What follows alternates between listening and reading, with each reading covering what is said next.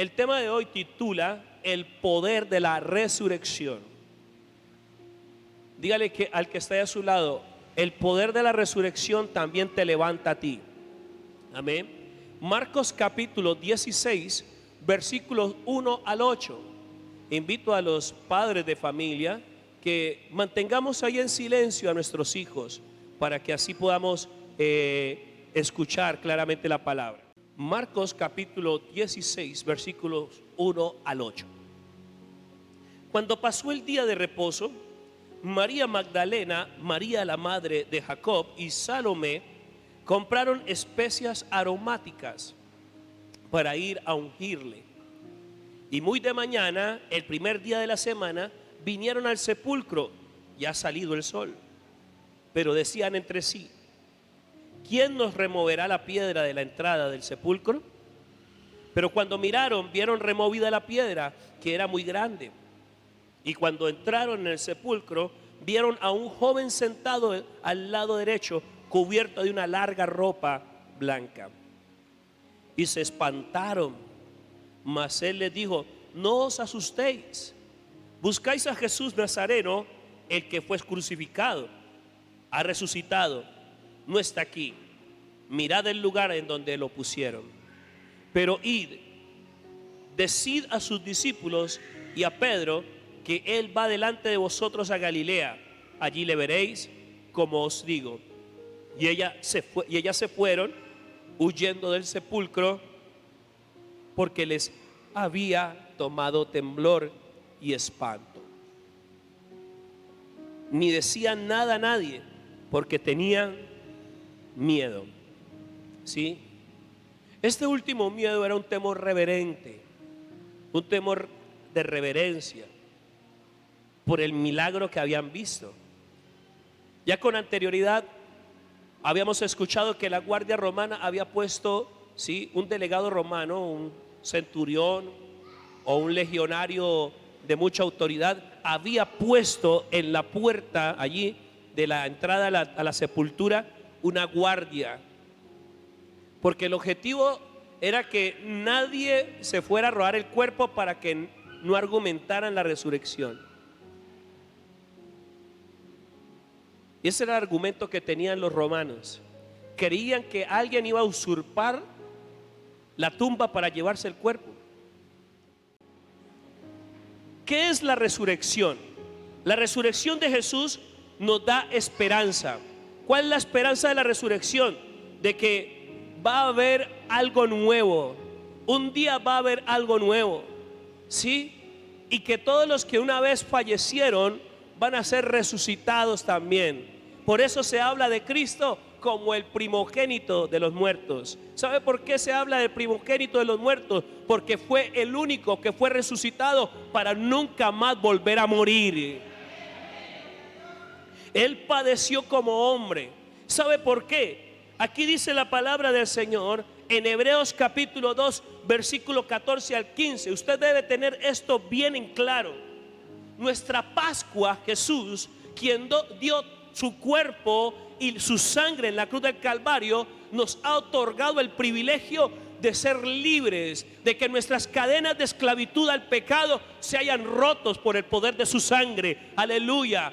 Y hay poder en su sangre, pero también hay poder en su resurrección. Y vamos a darnos cuenta de qué poder estamos hablando.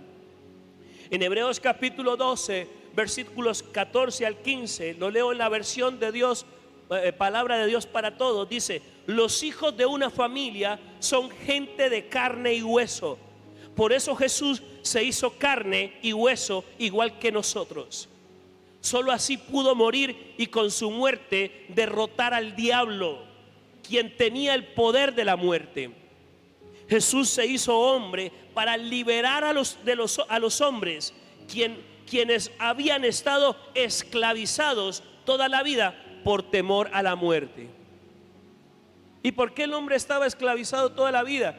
Mire, el hombre estaba esclavo de la ley y esclavo del pecado. ¿De qué estaba esclavo el hombre? Esclavo de la ley y esclavo del pecado. No hacía nada por convicción, no hacía nada por amor, simple y llanamente todo lo hacía por temor. Dios nos libre que en este tiempo se esté levantando una iglesia que sigue a Jesús simple y llanamente porque no se quiere quedar en la gran tribulación. Dios nos guarde de que en este tiempo se esté levantando una iglesia que sirve a Jesús simple y llanamente porque quiere que Dios le recompense. Que Dios nos libre. Que Dios nos libre de que se levante en este tiempo una iglesia que da diezmos, que da ofrenda, esperando siempre algo a cambio de parte de Dios. Que Dios nos libre de eso, porque todos los que estamos aquí debemos hacer eso y mucho más por amor a Cristo nuestro Señor. Porque ya no somos esclavos, somos libres por la libertad de la sangre del Cordero, y mucho más libres aún porque el testamento está. Oiga, el testamento está. Y solamente un testador, alguien que es testador, lo puede hacer solamente alguien que muere, para que el testamento surta su efecto o su efecto legal después de su muerte. Es decir, el testador prepara su testamento y antes de morir ya tiene listo lo que le va a entregar a su familia. Para Anacleta, la perrita vieja y con todo y su nido. Para Pancracio, la cama del cuarto que está ahí atrás. Dependiendo cuáles sean las riquezas, amado hermano, el testador está preparando su testamento antes de morir. Pero yo te estoy hablando de un testador que dejó un testamento, pero no está muerto porque resucitó. Y el poder del testamento surte efecto a nivel espiritual y a nivel material. Tenemos un Dios tan poderoso que nos ha dejado promesas divinas para que disfrutemos en la vida y también después de la muerte. Ese es el poder de la resurrección. Aleluya. Vive la resurrección. No eres esclavo de la muerte. Ninguno de los que somos de Cristo podemos temer a la muerte. El apóstol Pablo hablaba claramente: para mí el vivir es Cristo y el morir es ganancia. Un creyente, cuando entrega su espíritu cual Jesús, recibe el galardón de entrar al paraíso, de entrar al reposo del Padre. ¿Cuántos dan gloria a Dios? Dígale al que está a su lado: yo no soy esclavo de la muerte y mucho menos del pecado. Jesucristo me ha hecho libre por su sangre y lo reconfirma con su testamento y su resurrección. Aleluya. Y si nosotros vamos a la historia, en Juan capítulo 20, versículos 24 al 29, Juan capítulo 20, versículos 24 al 29, nos damos cuenta de algo muy especial, de una palabra, una promesa que Jesús nos ha dado a la iglesia actual, a la iglesia después de la resurrección, a la iglesia la cual no fue testigo ocular de la resurrección. Yo creo que si tuviéramos una máquina del tiempo y nos desplazásemos a ese lugar, seríamos quizás testigos oculares. Pero por la fe en Jesucristo nosotros creemos en la resurrección. La resurrección es un pilar de nuestra fe. Si usted se acerca, a propósito, hay que volver a poner la misión, la visión y la declaración de fe de la iglesia. Si usted se acerca a la declaración de fe de nuestra congregación, allí usted va a encontrar de que nosotros, como Misión Cruzada Cristiana, creemos en la resurrección de los muertos. Creemos en la resurrección de Jesucristo. Porque si no, sería nuestra fe una fe muerta. Aleluya, porque Dios no es Dios de muertos, sino de vivos. Oiga, nuestro Dios no es Dios de muertos, sino de vivos. Nuestro Dios es Dios de libres, no de esclavos. Amén. Vamos a leer entonces Juan capítulo 20, versículos 24 al 29. Pero Tomás, uno de los 12, llamado Dídimo, ese es en griego gemelo o mellizo. Aquí nosotros tenemos a nuestras dídimas, Diana y Marixa, ¿sí? Llamado Dídimo, no estaba con ellos cuando Jesús vino. Le dijeron pues los otros discípulos: al Señor hemos visto. Él les dijo: si no viera en sus manos las señales de los clavos, y metiere mi dedo en el lugar de los clavos, y metiere mi mano en su costado, no creeré.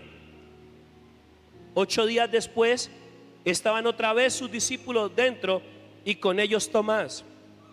Llegó Jesús, estando las puertas cerradas, y se posó en medio y les dijo: paz a vosotros. Luego dijo a Tomás: pon aquí tu dedo y mira mis manos, y acerca tu mano y métela en mi costado, y no seas incrédulo, sino creyente. Sin fe es imposible agradar a Dios. Todo el que se acerque a Cristo, todo el que se acerque al culto, al templo, venga con fe, venga con su mirada en Cristo, y va a ver los resultados de su fe. Todo el que haga el devocional, todo el que lea las sagradas escrituras cada día, hágalo con fe y verá el resultado de su fe. Porque sin fe es imposible agradar a Dios. Y Jesús exhortó a Tomás. Le dijo: deje de ser incrédulo y tenga fe. No sea incrédulo, sino creyente.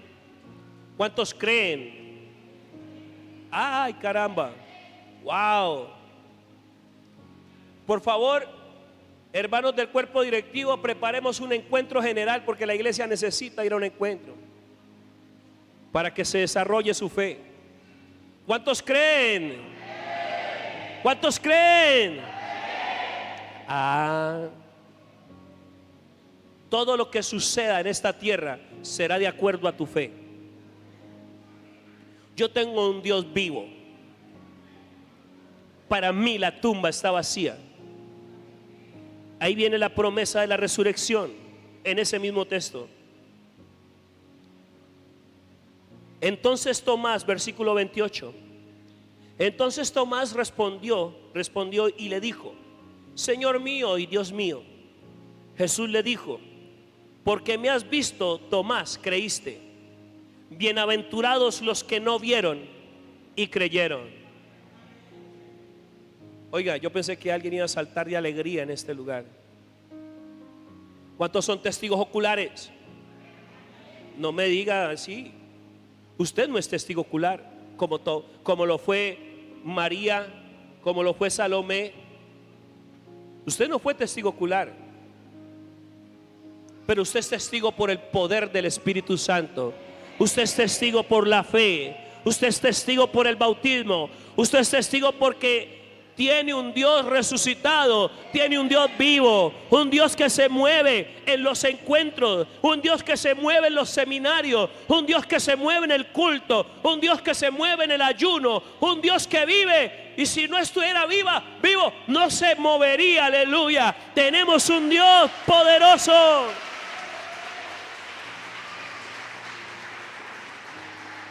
Tenemos un Dios de milagros, un Dios de prodigios, un Dios de revelación, un Dios de justicia.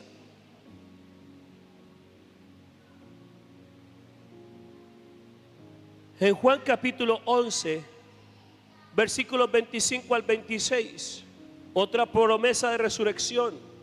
El poder de la resurrección está operando en tu vida. El poder de la resurrección está operando en tu familia.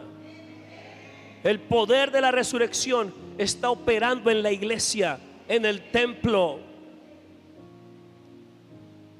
Hay gente que dice que vive confesando, no, ya aquí hasta aquí llegó todo, vive declarando muerte. Pero hoy en el nombre de Cristo vengo de parte de Él a decirte que no está muerto, que ha resucitado y que también Él puede resucitar tus sueños, tus esperanzas. Él puede volver a levantarte donde has caído, porque Jesús, el Señor, vive. Jesucristo es el Señor.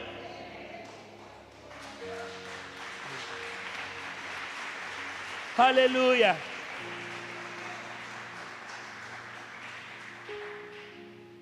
Juan capítulo 11, versículo 26, promesa de resurrección. Le dijo Jesús: yo soy la resurrección y la vida. El que cree en mí, aunque esté muerto, vivirá. Y todo aquel que vive y cree en mí no morirá eternamente. Le pregunta Jesús hoy a la iglesia: ¿crees esto? ¿Cuántos creen? Hay una canción que nos recuerda mucho a nosotros algo en nuestros tiempos de tradicionalismo. ¿Quién cree en ti, Señor? No morirá para siempre. Y retumbaba. Ríase un ratico, porque ahora ya no es una canción. Ríase y gócese, alégrese, esté de fiesta, porque no es una fe muerta la que tienes, es una fe viva por el poder de la resurrección. Si tú tienes una fe viva, es porque tienes un Cristo resucitado. Antes nosotros adorábamos al Cristo de la pared. Oiga, antes adorábamos al Cristo de la pared. Ahora adoramos a aquel que está sentado a la diestra del Padre, preparando lugar para nosotros. Aleluya. Gózate. Resucitó, resucitó, y por siempre Él vivirá. Imposible que usted no se dé cuenta cuál era el plan de Dios. Jesús en Juan capítulo 17 nos dice, conversando con el Padre: ahora, Señor, glorifícame tú con la gloria que tenía antes de que existiera este mundo, antes de que existiera todo. Glorifícame, Señor, con la gloria que tenía antes de que viniera en este mundo. Imposible que la iglesia no entienda el plan tan poderoso que Dios trazó para nuestra salvación, para nuestra resurrección, para nuestro perdón, para nuestra justificación, para nuestro gozo, para nuestra gloria postrera y nuestra gloria presente. Jesús tenía que padecer como hombre para hacer expiación por el pecado de los hombres. Seríamos nosotros unos blasfemos si creyésemos que la tumba aún está llena, o que hay la osamenta de nuestro Señor escondida por allí en algún lugar, que los apóstoles se alcanzaron a llevar los despojos mortales de nuestro Señor. Sería una blasfemia. Porque, ¿sabes? La presencia del Señor es tan real que Él está aquí en medio de nosotros y está gozándose cuando hablamos de este tema, porque eso es lo que quiere el Señor: una iglesia movida por el poder de la resurrección, una iglesia activa por el poder del Espíritu Santo, una iglesia activa por el poder de la resurrección. Es una iglesia que vive, es una iglesia que está viva, una iglesia que está activa. Y eso es lo que Dios quiere con Palacio del Rey. Y eso es lo que Dios quiere con las familias de Palacio del Rey. Y eso es lo que Dios quiere con las familias de la tierra.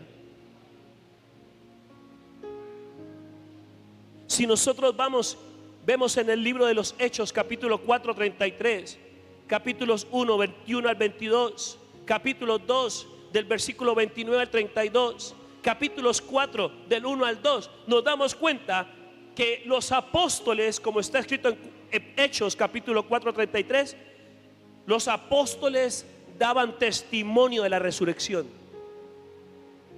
y del Señor Jesús. Y dice la historia de que abundante gracia estaba sobre ellos. Dile al que esté a tu lado: si nosotros predicamos a un Dios vivo, dile al que esté a tu lado, si nosotros predicamos a un Dios vivo, estamos anunciando la resurrección.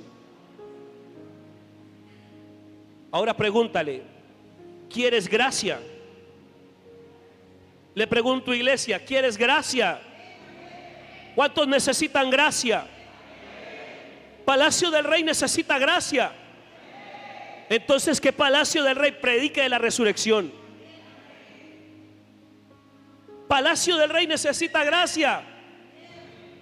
Entonces, un tema muy especial: que nuestros mensajes sean día a día más y más cristocéntricos.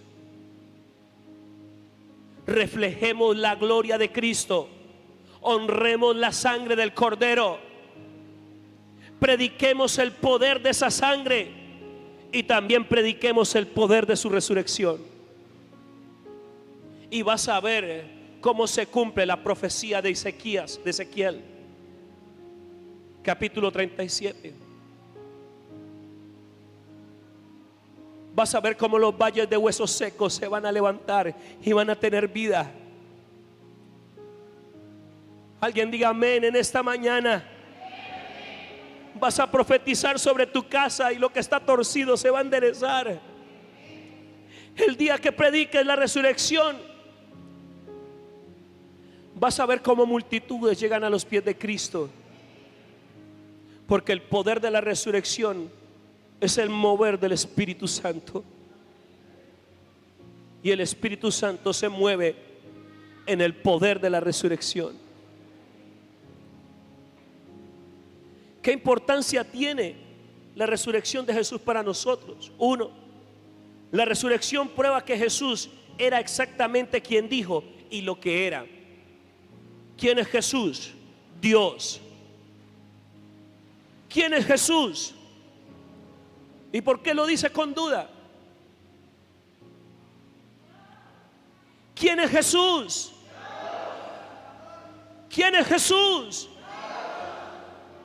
Segundo, la resurrección prueba la primacía de las enseñanzas de Jesús. Jesús es el único al que Dios ha resucitado de esta manera. Por lo tanto, lo que Él dice es verdad y es la base de todo lo que creemos. Efesios capítulo 2, versículo 20, por favor.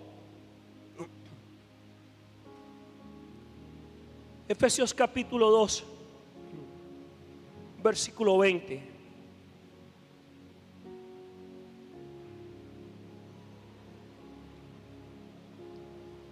Ojo, mucho cuidado. Interprete correctamente este texto, porque de este texto se han pegado muchos avivatos que dicen ser apóstoles y dicen ser profetas para manipular la iglesia actualmente. Les leo: edificados sobre el fundamento de los apóstoles y profetas, siendo la principal piedra del ángulo Jesucristo mismo. ¿Quién es la roca más importante de esta edificación? Jesús. ¿Y cuál es el fundamento del cual dice los profetas y los apóstoles? Los profetas anunciaron la venida del Mesías, ¿sí o no? Y los apóstoles, ¿qué están haciendo? Igual que el ministerio actual, proclamando a Jesucristo como Señor. Este es el fundamento del que habla la palabra. No que usted sea una persona manipulable por falsos profetas y falsos apóstoles. significa de que la Biblia desde el principio hasta el fin habla de Cristo, y los apóstoles y la iglesia actual no debe hablar sino de Cristo, de nada más sino de Cristo.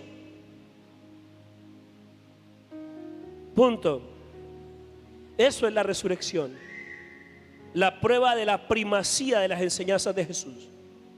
Antes de que viniese se estaba profetizando la resurrección. Tenemos una profecía muy maravillosa, Oseas capítulo 6 versículo 2. Oseas capítulo 6 versículo 2.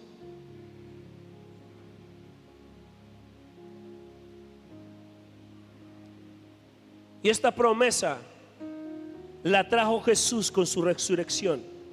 Y es una profecía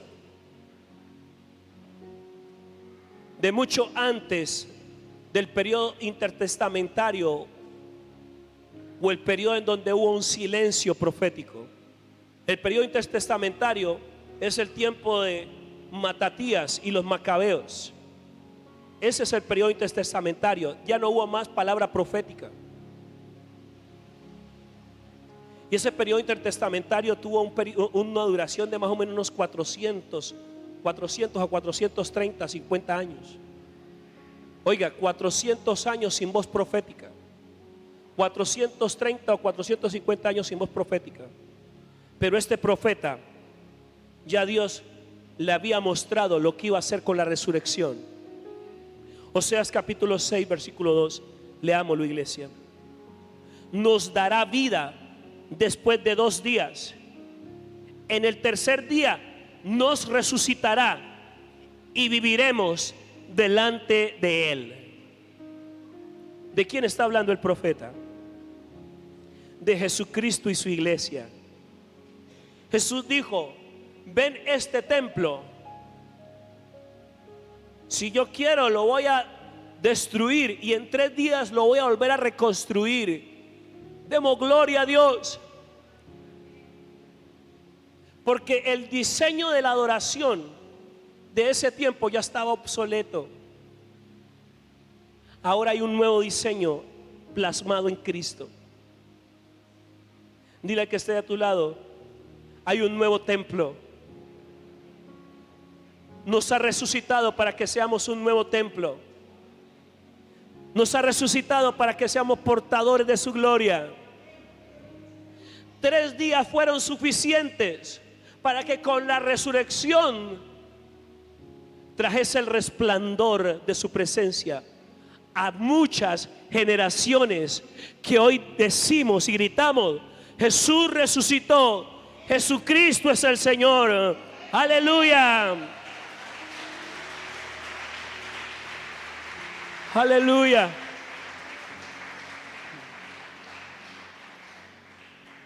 La resurrección prueba que la pena por nuestros pecados ha sido pagada en totalidad.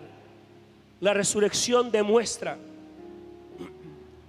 que el justo pago por nuestros pecados fue completado en el cuerpo de Cristo. El hecho de que Dios haya resucitado a Jesús de entre los muertos muestra que Dios aceptó el sacrificio y que fue suficiente para pagar la pena por todos nuestros pecados. Yo no entiendo por qué en la actualidad la iglesia o hay cristianos que andan cabizbajos. No entiendo por qué en la actualidad hay creyentes que andan como si estuvieran huérfanos. Nuestro Padre vive. Nuestro Señor resucitó. Es un motivo para que todo el tiempo estemos alegres. Es un motivo para que las circunstancias no nos aflijan. Es un motivo para que no nos atraiga el pecado, el mundo. Es un motivo para que tú y yo nos guardemos en santidad. El que aún sigue luchando con el pecado es porque aún no ha entendido el plan de la resurrección y no ha permitido que la bendición de la resurrección resucite su alma, reanime su corazón. El poder de la resurrección engendra nuevas criaturas. Oiga, el poder de la resurrección engendra nuevas criaturas, no niños o no creyentes con bobaditas.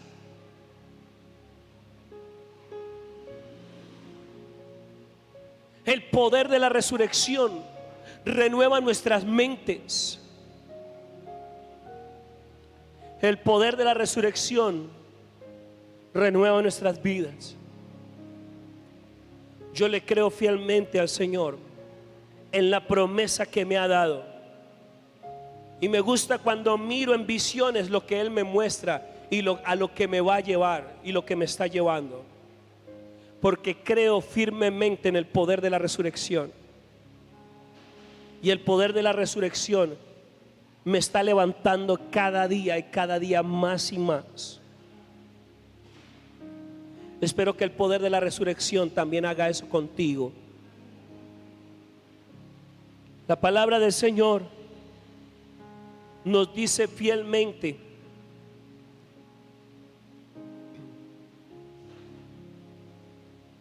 en Hebreos 6, 17 al 20, por favor.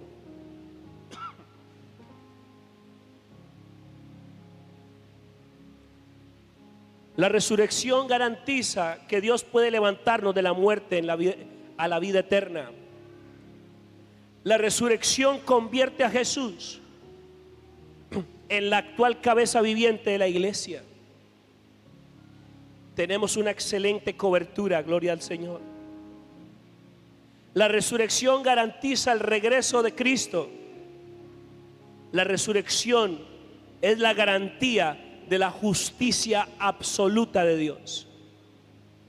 Vamos a leer entonces el texto que le acabo de nombrar. Hebreos 6, 17 al 20. Dice la palabra del Señor: de igual manera, Dios quería demostrar que su promesa era confiable. Estoy leyendo en la versión Palabra de Dios para Todos. Y que la gente iba a recibir lo prometido.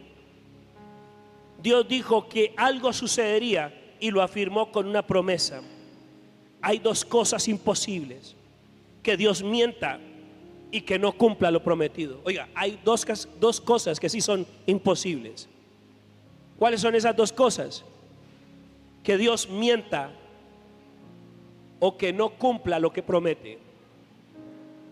Esas dos cosas nos dan confianza a los que nos hemos refugiado en Él.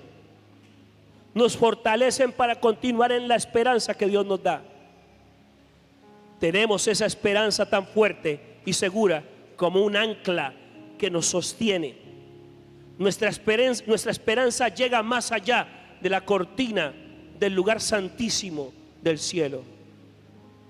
Jesús ya entró allí y abrió el camino para nosotros, convirtiéndose para siempre en sumo sacerdote, tal como lo fue Melquisedec. La cruz es la llave y la resurrección es la promesa de que todas nuestras vidas nunca más volverán a ser iguales. Aleluya. Hay un pueblo que vive aquí. ¿Por qué vives, pueblo del Señor? Porque Cristo vive.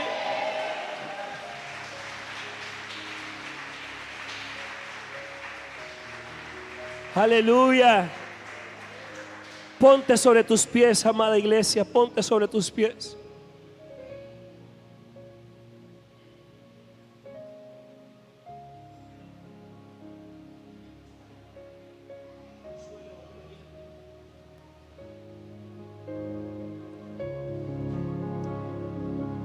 Todo el que quiera participar del fruto de esa resurrección, levante sus manos allí y viva la fiesta de la resurrección. cada mañana. Viva la fiesta de la resurrección.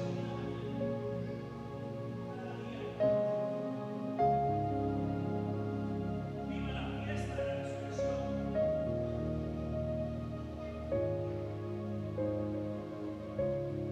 Alaba ya a tu Señor.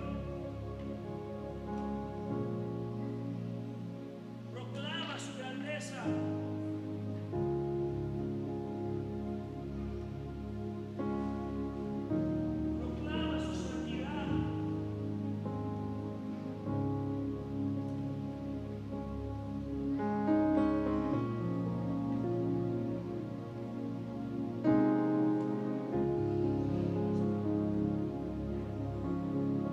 Proclama su grandeza,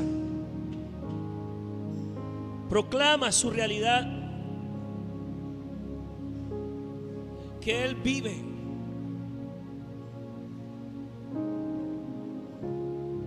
Y que Él quiere una iglesia viva, una iglesia que respira por el poder del Espíritu Santo. Levanta tus manos ahí al Señor.